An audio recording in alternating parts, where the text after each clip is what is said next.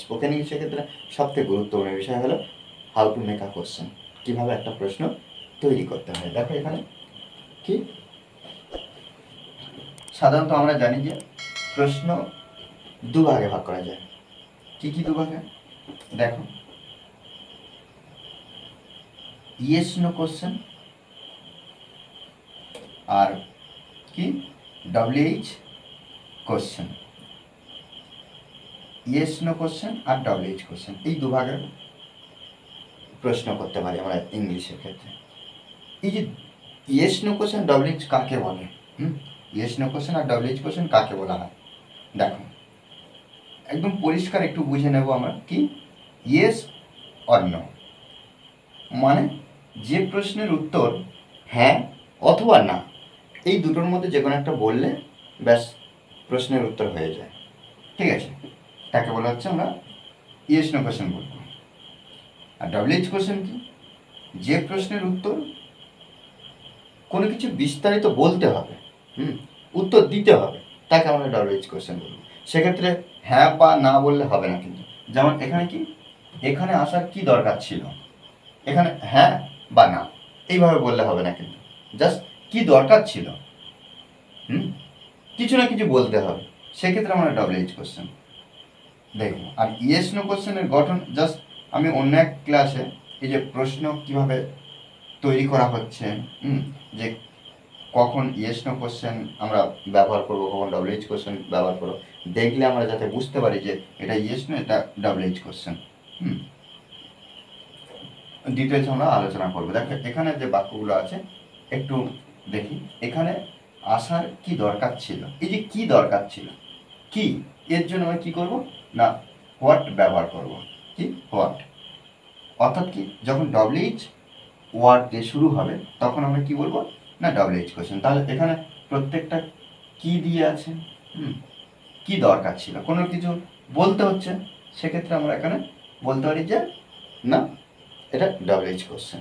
আর সাধারণত একটা প্রশ্ন তৈরি করা হয় যে WH ওয়ার্ড শুরু হয়, যদি WH কোশ্চেন হয় WH ওয়ার্ড দিয়ে শুরু হবে। তারপরে আমরা কি করব, হেল্পিং ভার্ব, হেল্পিং ভার্ব আনবো, তারপরে আমরা সাবজেক্ট বসাবো, তারপরে মেন ভার্ব বসাবো, তারপরে অবজেক্ট বা আদার্স ওয়ার্ড, অবজেক্ট বা আদার্স ওয়ার্ড, তারপরে জিজ্ঞাসা চিহ্ন। ঠিক আছে, এবার এইভাবে আমরা কোনো ক্ষেত্রে আমরা হয়তো সাবজেক্ট পেলাম না, তখন মেন ভার্ব অর্থাৎ হেল্পিং ভার্বের পরে মেন ভার্ব আমরা দিতে পারি, অবজেক্ট বা আদার্স ওয়ার্ড নাও থাকতে পারে। সেক্ষেত্রে আমরা কিন্তু যেটা পাবো আমরা সেটা নিয়ে করবো। দেখো এই যে হোয়াট, হোয়াট আর ছিল পাস্ট টেন্সে বোঝাচ্ছে, ওই জন্য আমরা কি করব না ওয়াজ ব্যবহার করব, ওয়াজ বা ওয়ারের মধ্যে। সেটা কিন্তু আমরা যার উপরে নির্ভর করব অর্থাৎ সাবজেক্টটার উপর নির্ভর করব, সেটার উপরে আমরা নির্ভর করে ওয়াজ বা ওয়ারের মধ্যে যে কোনো একটা আনবো। তাহলে what was the need, what was the need, কি দরকার, হোয়াট ওয়াজ দ্য নিড, কি দরকার, কিসের কি দরকার না আসার, টু কাম ব্যবহার করব। What is the need to come, what is the need to come, আসার কি দরকার ছিল, কোথায়, এখানে, হিয়ার। ওকে, তাকে বলার কি দরকার ছিল, একইভাবে প্রত্যেকটা বাক্য এইভাবে কিন্তু করব। তাকে বলার কি দরকার ছিল, তাহলে এখানে আমরা লিখতে পারি কি what was, what was the need, what is the need, কি দরকার ছিল। আচ্ছা, হোয়াট ইজ দ্য নিড, কি দরকার ছিল, কি না বলার, তাকে তাকে, টু টেল হার, কেন হার, কারণ তাকে বলার। আচ্ছা, এখানে আমার ব্যবহার হয়েছে যে টেল ব্যবহার, এখানে আমরা সেও ব্যবহার করতে পারতাম, SAY সে ব্যবহার করতে পারতাম, কিন্তু কেন এখানে টেল ব্যবহার করলাম কেন? দেখো এই যে সে, টেল, টেলস, টোল্ড, স্পিক, টক, প্রত্যেকটার অর্থ কিন্তু একই, কিন্তু কখন কীভাবে ব্যবহার করব এই নিয়ে আমাদের স্পোকেন ইংলিশের ক্ষেত্রে কনফিউশন আছে। আর এর বিস্তারিত ক্লাস আমি দিয়েছি, অবশ্যই একটু করে আসবে। কেন? কারণ স্পোকেন ইংলিশের ক্ষেত্রে সবথেকে গুরুত্বপূর্ণ বিষয় ওটাই। দেখো,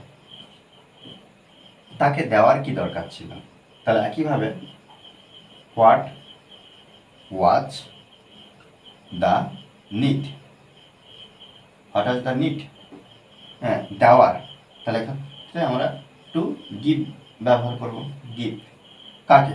তাকে, হিম, হিম জিজ্ঞাসা জন্য। আচ্ছা, এখানে হার বসেছে, এখানে হিম, অর্থাৎ এখানেও হিম বসানো যেত, এখানেও হার বসানো যেত।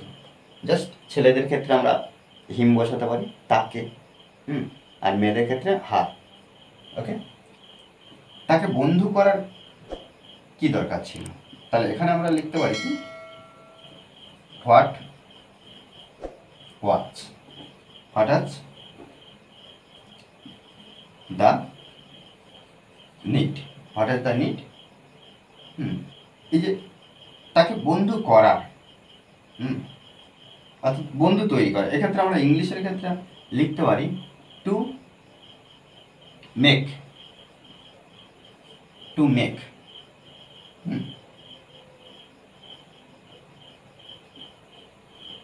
হিম, তাকে বন্ধু করা, অর্থাৎ বন্ধু করা, তাহলে এখানে আমরা আ ফ্রেন্ড ব্যবহার করতে পারি,